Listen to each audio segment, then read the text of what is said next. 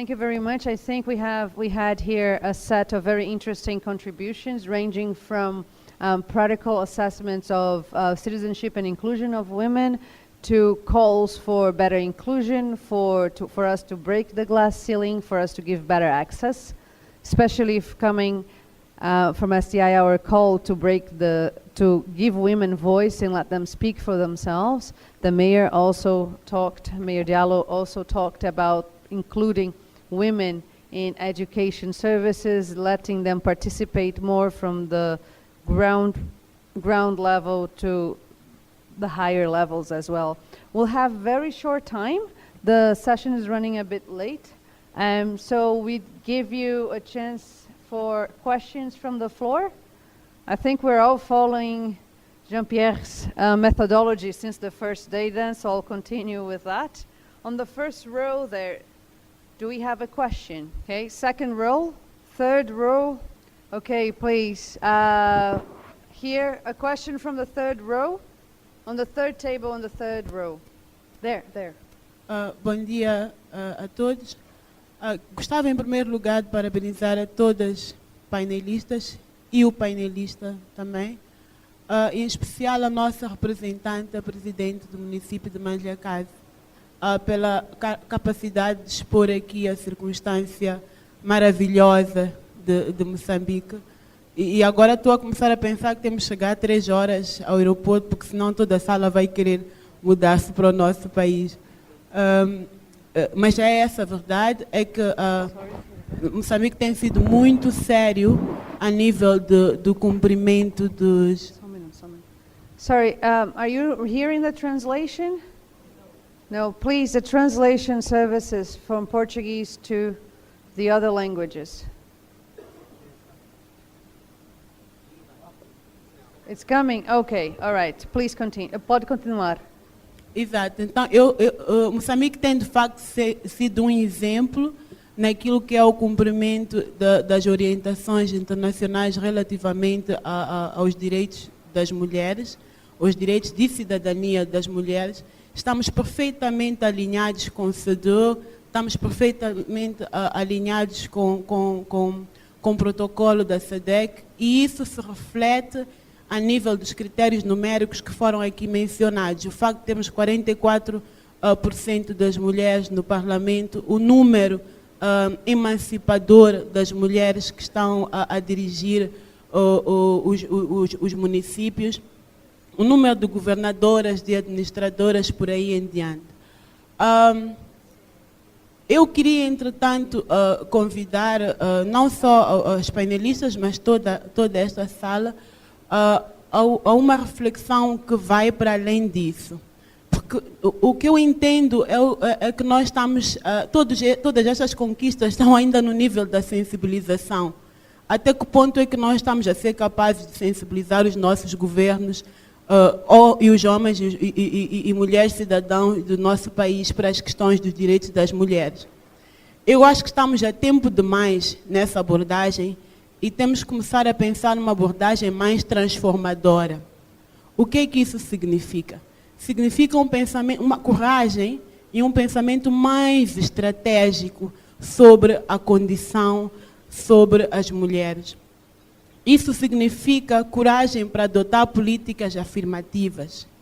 Isso significa planificar, isso significa pensar, desenvolver ferramentas que permitam captar nas nossas cidades as necessidades específicas das mulheres e trabalhar sobre essas necessidades, o que envolve também um grande compromisso e uma vontade muito grande. Eu queria também convidar a desespecialização das pessoas em matéria de género. Nós não estamos mais, essa ruptura que nós precisamos pede-nos que saiamos dessa abordagem de criar especialistas de género. Nós temos que nos transformar, cada um de nós, em especialistas. Temos que interiorizar uma forma de estar que permita que homens e mulheres vivam em igualdade de circunstância em sociedades de relações de género mais igualitárias.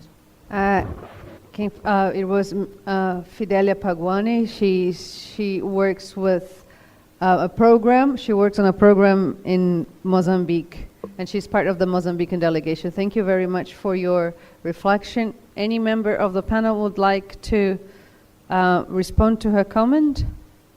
We have to be brief because we're nearly about lunchtime. Okay, from the little Portuguese and probably the translation I had, I think she was trying to say, can we go beyond the rhetoric? Mm-hmm. And my submission here is that we need to look at the governance issue, and governance is not only a political solution. Let's look at the women's rights as part of the social justice.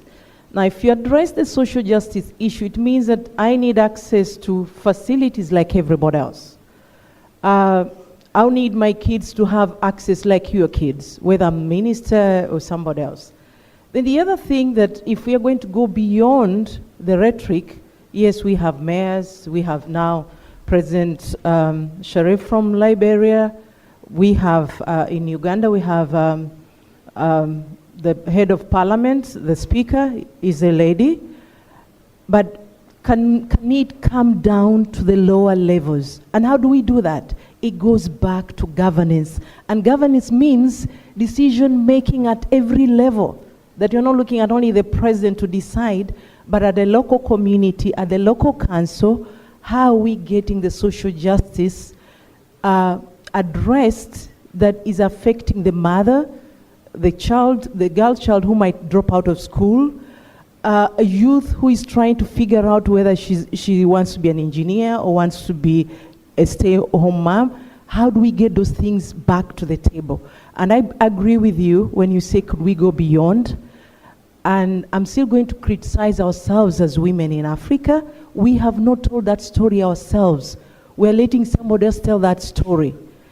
And I want to thank Cities Alliance that you're bringing this chapter onto the international table.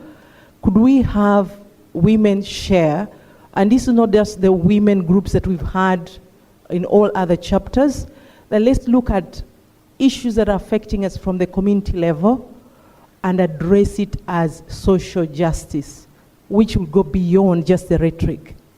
Thank you. All right, thank you very much. On the last row here, would anyone like to ask a question, please? Thank you very much, all the panelists. My contribution here is that there is need to engage the structures of oppression against women. Because if we talk about empowering women, increasing opportunities for them, we need to know what is the source of their disempowerment. We have men in their homes, we have cultural institutions which constrain women's empowerment.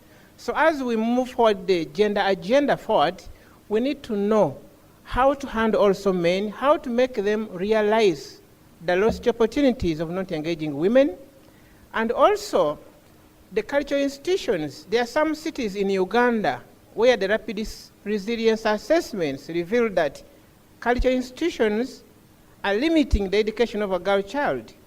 So it's important to know these bottlenecks and also engage with them instead of just pushing forward for opportunities of just women only. Thank you very much. Thank you very much. Any contribution back from the panel to this comment? Yes, please, former Madame C. Is the Oui. okay? Oui, merci beaucoup. Je voulais juste rappeler que le thème du panel, c'est aussi la femme en tant qu'agent de changement dans le développement des villes. Je pense que nous devons veiller au niveau de Cities Alliance et les autres organisations à ce qu'il y ait une mise en cohérence entre les politiques de développement de nos villes et les politiques nationales qui sont prises au niveau du genre, les politiques nationales genre comme il en existe au Mali, je crois qu'il en existe dans d'autres villes, dans d'autres pays africains aussi. Comment réussir la mise en cohérence entre les deux, de façon à ce que réellement la femme soit agent de changement au niveau de la ville et non pas simplement consommatrice. Merci. Thank you very much. I'd like to thank all of you for staying to the end of the session, for the two very important contributions. If I may add something, I think I agree with your comments, Fidelia, that we should look at making these changes more critical, and especially in being not only about women, but also being men and women about gender responsiveness. I think there is also a tendency for us to forget the weight that there is on African women, on how fast they should move forward. Until 1970, women were only allowed to vote in Switzerland in 1974. Up until 1972, any women in the UK, if they were married, they didn't have a passport. They had a passport with their husbands. I've seen one of them. So my former PhD supervisor, his wife couldn't leave the country if he didn't go with her because she was married. And this is 1974. We're talking about Switzerland and the UK. So in our quest, and I'm very glad to be part of this idea of changing the narrative on Africa, but also changing the narrative about women in Africa, because there is also a tendency in development to look at African women as clients, and that's not what they are. We had this wonderful Kenyan woman who just retired from Cities Alliance, and on her last day she said that what kept pushing her forward was her aunt telling her that she was an African woman. She doesn't tire and she doesn't retire. So that we should celebrate this. The strides that this continent has made. It's a continent that it was, and in many places it's still ridden by war. And the fact that we have women like you, and we have men and women like those that are on the panels, that we should also give ourselves a break and say, yes, it's not enough. But if we look back, we might also be in danger of losing that history. I myself didn't know until very recently that gender budgeting is an African idea. So I think we should also celebrate those. And I completely agree with you. We should push for more, and that's the role of Utopia. It just pushes you to take a further step. When you take that step, Utopia then takes a further step. So it's like the horizon on the sea. But that's why it's there, so you can keep walking towards it. But I would like to thank all of you for being here. Thank all members of the panel.